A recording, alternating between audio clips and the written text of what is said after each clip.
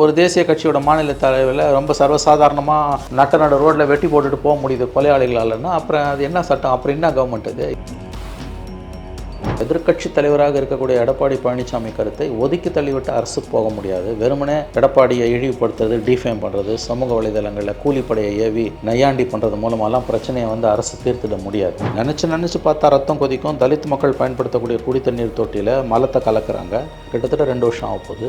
சிபிசிஐடிக்கு போயும் 10 வாய்தாக்கு மேலே 14 வாய்தாக்கு மேலே ஹைகோர்ட்டில் வாங்கி இப்போ 4 நாளைக்கு முன்பு வந்தப்போ கூட வாய்தா வாங்கி நாங்கள் குற்றவாளியை கண்டுபிடிக்கிறதுக்கு வாய்தா வேணும்னா அது எப்படி நியாயப்படுத்த முடியும்? அப்போ எங்கேயோ ஒரு பெரிய தவறு அரசு நிர்வாகத்தில், காவல்துறையை நிர்வகிக்கக்கூடிய அதிகாரிகள் மட்டத்தில், அதிகாரிகளுக்கு கட்டளையிடக்கூடிய அரசியல் தலைமை மத்தியில், முதலமைச்சர் அளவில், அமைச்சர்கள் அளவில் பெரிய பிரச்சனை ஓடிட்டு இருக்குது.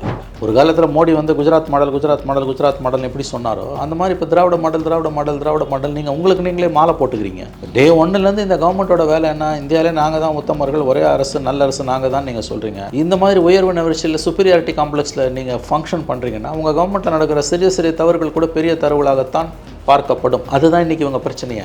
எல்லா தலித் தலைவர்களுக்கும் ஆபத்து இருக்குது. அவர் ஒரு லிஸ்ட்டே படிக்கிறார். கிருஷ்ணசாமி, திருமாவளவன், எல்லாருக்குமே ஆபத்து இருக்குது. சீமான், எல்லாருக்குமே ஆபத்து இருக்கின்றார்.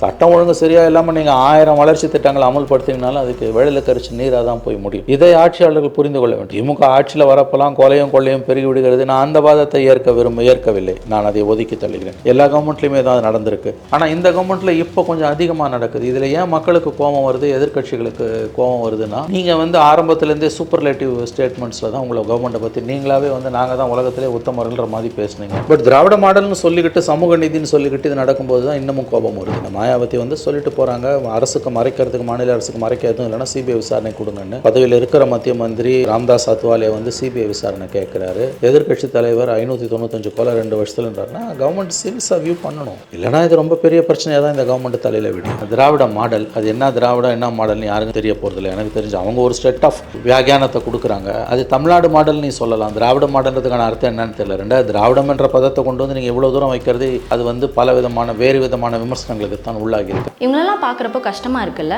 இந்த மாதிரி கஷ்டப்படுறவங்களுக்கு ஏதாவது ஒரு வகையில் உதவி பண்ணணுன்றது நம்ம எல்லாருக்கும் இருக்கிற எண்ணம். இதுக்காக தான் நாங்கள் ஸ்மைல் மேட்டர்ஸ்ன்ற ஷோவை ஆர்கனைஸ் பண்ணியிருக்கோம். இந்த ஷோவோட மோட்டிவ் என்னன்னா, நம்ம எப்பயாவது வாங்கின பொருள் இப்போ யூஸே இல்லாமல் வீட்டில் ஏதாவது ஒரு ஓரத்தில் போட்டு வச்சுருப்போம். அந்த பொருட்கள்லாம் பார்த்தீங்கன்னா கண்டிப்பாக இவங்களுக்குலாம் யூஸ்ஃபுல்லான ஒரு பொருளாக தான் இருக்கும். அந்த மாதிரி பொருட்கள் எல்லாத்தையும் உங்கள்கிட்ட வாங்கி யாருக்கு அந்த பொருட்கள் போனால் உதவியாக இருக்குமோ அவங்க எல்லார்கிட்டையும் கொண்டு போய் சேர்க்கறது தான் எங்களுடைய வேலையே. நீங்கள் எந்த மாதிரி பொருட்கள்லாம் அனுப்பக்கூடாதுன்னா, பணமாவோ இல்லை கெட்டு போகிற பொருட்களாவோ எங்களுக்கு அனுப்பக்கூடாது. நீங்கள் அனுப்புகிற பொருட்கள் யாரோட வாழ்க்கையிலாவது ஒரு பெரிய மாற்றத்தை உண்டாக்குங்க. அதனால் உங்களுக்கு உதவி பண்ணணுன்ற எண்ணம் இருந்துச்சுன்னா கீழே இருக்கிற அட்ரஸ்க்கு உங்களோட பொருட்களை சென்ட் பண்ணுங்க. சார் வணக்கம். வணக்கம் சார். எடப்பாடி அவர்கள் திமுக அரசு மேல ஒரு கடுமையான கண்டனத்தை பதிவு பண்றாரு சார். என்ன சொல்றாருன்னா, லாஸ்ட் 200 டேஸ்ல 595 மர்டர்ஸ் நடந்திருக்கு அப்படின்னு சொல்றாரு. குறிப்பா இன்னொரு விஷயமும் சொல்றாரு, அரசியல்வாதிகளை கூலிப்படையினர் ஏவி கொலை செய்யறது ரொம்ப சாதாரணமாயிடுச்சு, தொடர்ந்து நடந்துகிட்டே இருக்கு. திமுக ஆட்சி காலத்துல ஏன் இப்படி நடக்குது அப்படின்ற ஒரு கேள்வியை எழுப்பியிருக்காரு. நியாயமான ஒரு கருத்துன்னு தான் நான் பார்க்குறேன். எதிர்க்கட்சி தலைவர் அவர் சொல்கிறத ஒதுக்கி தள்ளிட்டு அரசு போயிட முடியாது. முன்னாள் முதலமைச்சர், சட்டமன்ற எதிர்க்கட்சி தலைவர், அவர் 595 கிட்டத்தட்ட 600 கொலை நடந்திருக்கு 200 நாள்லன்னா, ஒரு நாளைக்கு 3 கொலை நடக்குது. அது இல்லாமல் அரசியல் தலைவர்களை கூலிப்படை ஏவி கொள்றதுன்றது சர்வசாதாரணமாக நடக்குதுன்றது அவருடைய குற்றச்சாட்டெல்லாம் ஒதுக்கி தள்ள முடியாது. ஆம்ஸ்ட்ராங் கொலையெல்லாம் அது அப்படி தான் நீங்கள் பார்க்கணும். ஒரு சிட்டியில் பொதுவெளியில் நடு ரோட்டில் 10 பேர் வெட்டிட்டு ஒரு கும்பலால் தப்ப முடியுதுன்னா அப்போ எந்த அளவுக்கு காவல்துறையை பற்றின பயம் இல்லாமல் போச்சு. ஆமாம் சார். அது குறிப்பாக 3 அதாவது முக்கியமான தலைவரை மென்ஷன் பண்ணுறாரு சார். காங்கிரஸ் கட்சியில் நெல்லை மாவட்ட தலைவர் ஜெயக்குமார், சேலம் மாநகரம் அதிமுக பகுதி செயலாளர் சண்முகம், மதுரையில் நாம் தமிழர் கட்சி நிர்வாகி பாலசுப்ரமணியன் படுகொலை, அப்புறம் ஆம்ஸ்ட்ராங். இதில் இந்த லிஸ்ட்டில் ஆம்ஸ்ட்ராங் அவர்களோட இதையும் செய்கிறது. ரொம்ப முக்கியமான ஒரு அரசியல்வாதிகள் கொல்லப்பட்டிருக்காங்க. இப்போ ஜான் பாண்டியன் கூட அந்த கட்சியோட தலைவர் ஜான் பாண்டியன், என்ன கட்சி அவங்களுக்கு ஒரு மக்கள் முன்னேற்ற முன்னணி என்னமோ, அந்த கட்சியோட தலைவர் ஜான் பாண்டியன் நெல்லையில் நினைக்கிறேன், அவர் ஒரு ப்ரெஸ் மீட் கொடுத்துருக்காரு. தன்னோட உயிருக்கு ஆபத்து இல்லைன்றாரு. தனக்கு போலீஸ் பாதுகாப்பை வாபஸ் வாங்கிட்டாங்கன்றாரு. ஏன் வாபஸ் வாங்கினாங்கன்றது தெரியல. இன்றைக்கி இந்த மாதிரி அசாதாரணமான சூழ்நிலையில் எல்லா தலித் தலைவர்களுக்கும் ஆபத்து இருக்குது. அவர் ஒரு லிஸ்ட்டே படிக்கிறார். கிருஷ்ணசாமி, திருமாவளவன், எல்லாருக்குமே ஆபத்து இருக்குது. சீமான், எல்லாருக்குமே ஆபத்து இருக்கின்றார். ஆக அரசு இதை தீவிரமாக தான் வியூ பண்ணணும். எதிர்க்கட்சி தலைவராக இருக்கக்கூடிய எடப்பாடி பழனிசாமி கருத்தை ஒதுக்கி தள்ளிவிட்டு அரசு போக முடியாது. வெறுமனே எடப்பாடியை இழிவுபடுத்துறது, டிஃபேம் பண்ணுறது, சமூக வலைதளங்களில் கூலிப்படையை ஏவி நையாண்டி பண்ணுறது மூலமாலாம் பிரச்சனையை அரசு தீர்த்திட முடியாது. இதில் இருக்கக்கூடிய சீரியஸ்னஸை புரிஞ்சுக்கிட்டு அரசு செயல்பட்டால் தான் அரசுக்கு நன்மை, இல்லைன்னா அரசுக்கு தான் அவப்பெயர். இவ்வளோ படுகொலைகள் வந்து நியாயப்படுத்த முடியாதவை. சார் இதுக்கான என்ன ஸ்டெப் வந்து கவர்மெண்ட் எடுத்திருக்காங்க அப்படின்றத கேட்குறாரு. குறிப்பாக ஒரு இதுவும் சொல்கிறாரு, அதாவது நீங்கள் ஆஃபீஸர்ஸை மாற்றுறதுனால இந்த விஷயத்தை வந்து கண்ட்ரோலுக்கு எடுத்துகிட்டு வந்துடலாம் அப்படின்றத வந்து எங்களால் ஏற்றுக்க முடியல அப்படின்னும் சொல்கிறாரு சார். உண்மைதான். பழைய அதாவது வந்து ஓல்டு ஒயின் இன் நியூ பாட்டில்னுவாங்க, பழைய மொந்தையில் புதிய கல் அப்படின்வாங்க. அது மாதிரி வந்து நீங்கள் ஆஃபீஸர்ஸை மாற்றுறதால மட்டும் என்ன பெருசாக சாதிச்சிட முடியும்? சிஸ்டம் வந்து அப்படியே தானே இருக்குது.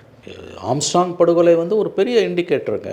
மாயாவதி வந்து சொல்லிட்டு போகிறாங்க, அரசுக்கு மறைக்கிறதுக்கு, மாநில அரசுக்கு மறைக்க எதுவும் இல்லைன்னா சிபிஐ விசாரணை கொடுங்கன்னு. இன்னொரு மத்திய மந்திரி, பதவியில் இருக்கிற மத்திய மந்திரி ராம்தாஸ் அத்வாலே வந்து சிபிஐ விசாரணை கேட்குறாரு.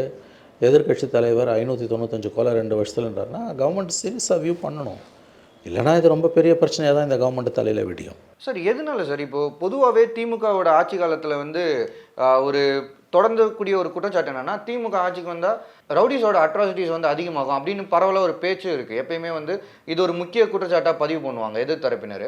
அப்படி இருக்கும்போது ஏன் இது மாதிரியான அவங்க சொல்கிற மாதிரியே ஏன் திமுக ஆட்சி காலத்தில் இதெல்லாம் நடக்குது அப்படின்ற கேள்வி ரொம்ப லார்ஜரான கொஸ்டின் இது. ஓவரால் நோய் நாடி நோய் முதல் நாடி அதை நோய் நாடி வாய்ப்பாக சரி எல்லா கவர்மெண்ட்லேயும் கொலை நடக்குது. இப்போ அவங்க கேட்டிங்கன்னா அவங்க ஒரு ஸ்டாட்டிஸ்டிக்ஸ் எடுத்து கொடுப்பாங்க. பட் திராவிட மாடல்னு சொல்லிக்கிட்டு, சமூக நீதினு சொல்லிக்கிட்டு இது நடக்கும்போது தான் இன்னமும் கோபம் வருது. நீங்கள் எவ்வளவு மக்கள் நல திட்டங்களை செயல்படுத்தினீங்கனாலும், இப்போ கூட வந்து மதிய உணவு திட்டத்தை அறிமுகப்படுத்தியிருக்காங்க, பெண்களுக்கான உதவித்தொகை அதிகமாக இருக்குது. இவையெல்லாம் பாராட்ட வேண்டிய விஷயங்கள் என்பதில் யாருக்கும் மாற்று கருத்து இருக்க முடியாது. ஆனால் ஒரு அரசாங்கத்துக்கான அடையாளமாக இருப்பது முகத்தில் இருக்கக்கூடிய பிந்தி மாதிரி, செந்தூரம் மாதிரி இருக்கிறது எதுன்னு கேட்டிங்கன்னா சட்டம் ஒழுங்கு. சட்டம் ஒழுங்கு சரியாக இல்லாமல் நீங்கள் 1000 வளர்ச்சி திட்டங்களை அமல்படுத்தினாலும் அதுக்கு வெள்ளத்தில் கரிச்சு நீராக தான் போய் முடியும். இதை ஆட்சியாளர்கள் புரிந்து கொள்ள வேண்டும். திமுக ஆட்சியில் வரப்பெல்லாம் கொலையும் கொள்ளையும் பெருகி விடுகிறது. நான் அந்த வாதத்தை ஏற்கவில்லை. நான் அதை ஒதுக்கி தள்ளுகிறேன். எல்லா கவர்மெண்ட்லேயுமே தான் அது நடந்திருக்கு. ஆனால் இந்த கவர்மெண்ட்டில் இப்போ கொஞ்சம் அதிகமாக நடக்குது. இதில் ஏன் மக்களுக்கு கோபம் வருது, எதிர்க்கட்சிகளுக்கு கோபம் வருதுன்னா, நீங்கள் வந்து ஆரம்பத்துலேருந்தே சூப்பர்லேட்டிவ் ஸ்டேட்மெண்ட்ஸில் தான் உங்களை கவர்மெண்ட்டை பற்றி நீங்களாகவே வந்து நாங்கள் தான் உலகத்திலே உத்தமர்கள்ன்ற மாதிரி பேசுனீங்க. என்ன சொன்னீங்க நீங்கள் வந்து சமூக நீதி காத்தமன், திராவிட மாடல். அது என்ன திராவிடம் என்ன மாடல்னு யாருக்கும் தெரிய போகிறதில்ல. எனக்கு தெரிஞ்சு அவங்க ஒரு செட் ஆஃப் வியாகியானத்தை கொடுக்குறாங்க. அது தமிழ்நாடு மாடல் நீ சொல்லலாம். திராவிட மாடல்ன்றதுக்கான அர்த்தம் என்னன்னு தெரியல. ரெண்டாவது திராவிடம் என்ற பதத்தை கொண்டு வந்து நீங்கள் இவ்வளோ தூரம் வைக்கிறது, அது வந்து பல விதமான வேறு விதமான விமர்சனங்களுக்கு தான் உள்ளாகி இருக்கிறது. எனவே அது என்ன வேணால் சொல்லிட்டு போங்க, வளர்ச்சின்ற அளவில் அதை நம்ம ஏற்றுக்கிறோம். ஆனால் இந்த மாதிரி இந்த திராவிட மாடல்ன்றது, சமூக நீதி எல்லாத்தையும் நீங்கள் சொல்லிவிட்டு, இந்த பக்கம் கொலை வந்து கொலையும் கொள்ளையும், குறிப்பாக கொலைகள் வந்து கொலை உதிர்கால மாதிரி கொத்தாக உழுது எதிர்க்கட்சி தலைவர்கள் கொல்லப்படுறாங்கன்னா நிச்சயமாக அரசு வந்து அதில் பதில் சொல்ல வேண்டிய கடமை இருக்கிறது. அரசு சிக்கலில் மாட்டுது. சார் இன்னொன்றும் ஒரு வந்து ரொம்ப முக்கியமான ஒரு விஷயம் பதிவிடுறாரு சார். என்னென்னா, ஜனவரி மாதத்தில் 80 கொலைகள், பிப்ரவரி மாதம் 64 கொலைகள், மார்ச் 53 கொலைகள், ஏப்ரல் 76, மே 130, ஜூன் 107, கடந்த 200 நாட்களில் முன்ன சொன்ன மாதிரி இப்போது இவ்வளோ கொலைகள் நடக்குது. இதில் குறிப்பாக வந்து டிஸ்ட்ரிக்ஸும் இது பண்ணுறாரு சார். மதுரையில் 40 கொலைகள், விருதுநகரில் 31 கொலைகள், இந்த மாதிரி ஒரு கொலைகள் வாரியாகவும் ஒரு சில விஷயங்களை முன்வைக்கிறாரு, குற்றச்சாட்டுகளை பதிவு பண்ணிவிட்டு. இந்த கொலைகளுக்கு பின்னாடி இருக்கக்கூடிய உண்மையான குற்றவாளிகள் சில சில சில கொலைகளில் உண்மையான குற்றவாளிகளை இன்னும் பிடிக்கல அப்படின்ற மாதிரியும் சொல்கிறாரு. ஆமாம், இப்போ குற்றவாளிகள் கண்டுபிடிக்கப்பட முடியாதது மட்டும் இல்லை, குற்ற செயல்களில் இப்போ வேங்கைவேல் மாதிரியான இன்சிடென்ட்ஸில் இன்னமும் கண்டுபிடிக்கல. எவ்வளோ அவலங்க இது, எவ்வளோ வெட்கக்கேடு அரசுக்கு.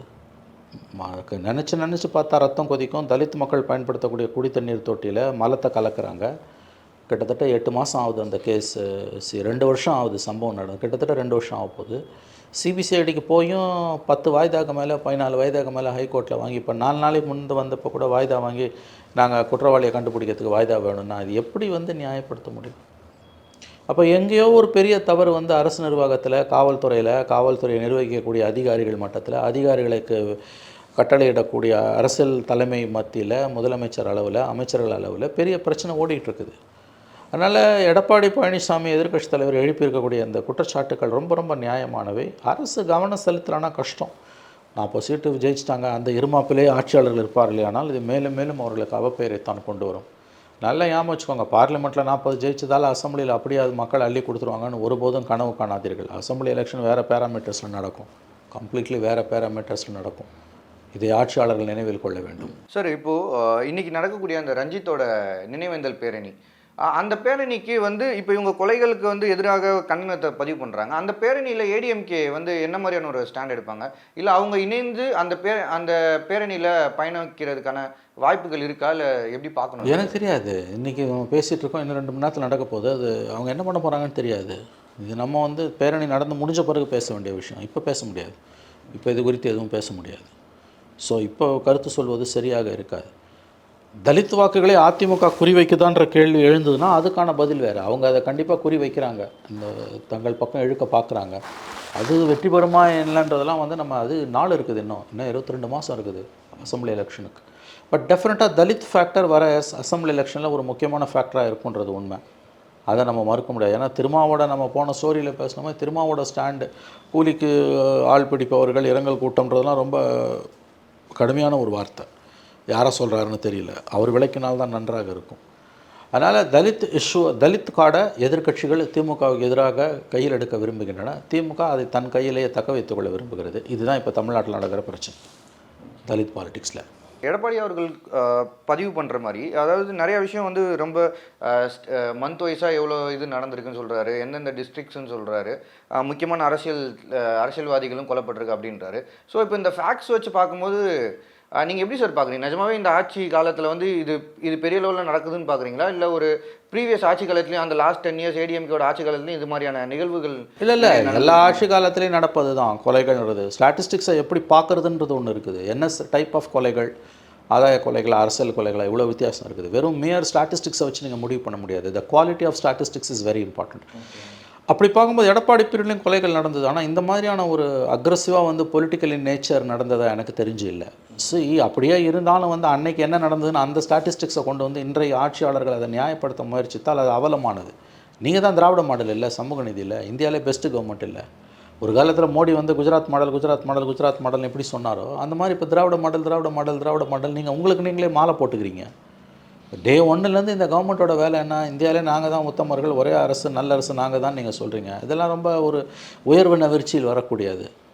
இந்த மாதிரி உயர்வு நெகிழ்ச்சியில் சுப்பீரியாரிட்டி காம்ப்ளெக்ஸில் நீங்கள் ஃபங்க்ஷன் பண்ணுறீங்கன்னா உங்கள் கவர்மெண்ட்டில் நடக்கிற சிறிய தவறுகள் கூட பெரிய தவறுகளாகத்தான் பார்க்கப்படும். அதுதான் இன்றைக்கி இவங்க பிரச்சனையே. நாங்கள் தான் இந்தியாவிலே உத்தமர்கள்னு தட்டிட்டு அங்கே குஜராத் மாடல், மோடி சொன்ன மாதிரி திராவிட மாடல், சமூக நீதி இப்படிலாம் பேசிட்டு கடைசியில் வந்து இன்றைக்கி ஒரு தேசிய கட்சியோட மாநில தலைவரில் ரொம்ப சர்வசாதாரணமாக நட்ட ரோட்டில் வெட்டி போட்டுட்டு போக முடியுது கொலையாளிகளாலன்னா அப்புறம் அது என்ன சட்டம், அப்புறம் என்ன கவர்மெண்ட் அது? இந்த கேள்வி வருது. சார் அதே தான் சார் அவர் நீங்கள் சொன்னதே தான் பதிவு. ஆதாய நோக்கம் அல்லது பழிக்கு பழி போன்ற காரணங்களால் கொலை நடப்பது சகஜமாக இருந்தது. இந்த நிலை மாறி அரசியல்வாதிகளை பட்டப்பகலில் கூலிப்படை அனுப்பி தீர்த்து கட்டும் சம்பவங்கள் சமீப காலமாக அதிகரித்துள்ளது.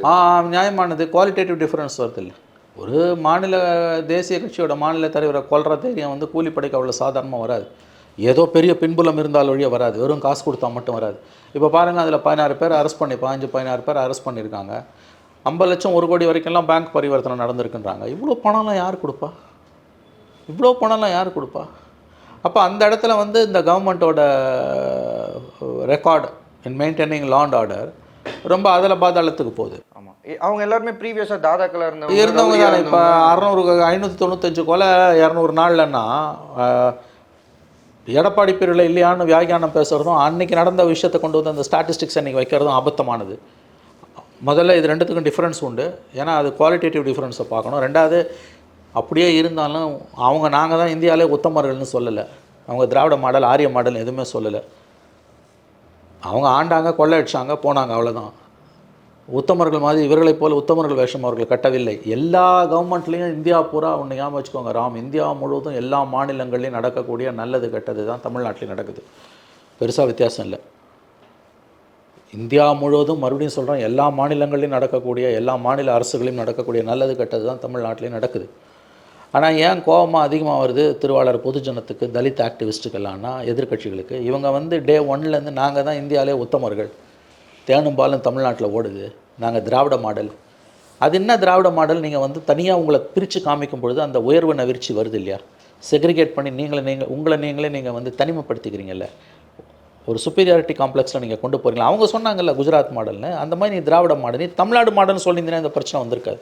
நீ திராவிட மாடல்னு சொல்லிவிட்டு, சமூக நீதினு சொல்லிவிட்டு, தலித்துகளுக்கு எதிராக இவ்வளவு கொடுமைகள் அரங்கேறும் பொழுது தலித் மக்களோ அல்லது எதிர்க்கட்சிகளோ அவங்கள பார்த்து கை கட்டிக்கிட்டு இருக்க மாட்டாங்க. அவங்க கையில் கிடைக்கிற எதை எடுத்து அடிப்பாங்க. அதான் நடக்குது இன்றைக்கி. அதுதான் இன்றைய பிரச்சனை. ஸோ இந்த பிரச்சனையை சமஸ் பண்ணுறதுனா இதுதான். எல்லா மாநிலங்களில் நடக்கக்கூடிய நல்லது கெட்டது தான் தமிழ்நாட்டிலையும் நடக்குது. ஆனால் மற்ற மாநிலங்களில் இருக்கவங்க நாங்கள் தான் இந்தியாவிலே உத்தம சீலர்கள்னு தங்களுக்கு தாங்களே மாலை போட்டுக்கல. இங்கே இருப்பவர்கள் மாலை போட்டுக்கொள்வதால் இன்றைக்கு இங்கே நடக்கக்கூடிய கொடுமைகள், தலித் மக்களுக்கு எதிராக நடக்கக்கூடிய அந்த கொடுமைகள் எதிர்க்கட்சிகளுக்கும் தலித் அமைப்புகளுக்கும் தலித் ஆக்டிவிஸ்ட்டுக்கும் கடுமையான கோபத்தையும் வெறுப்பையும் இந்த அரசின் மீது ஏற்படுத்துகிறது. அதுதான் இந்த பிரச்சனையின் மூலவேர். ரொம்ப முக்கியமான பதிவுகளை எங்களோட ஷேர் பண்ணிக்கிட்டீங்க. நேரம் ஒதுக்குனதுக்கு நன்றிங்க சார். நன்றி சார்.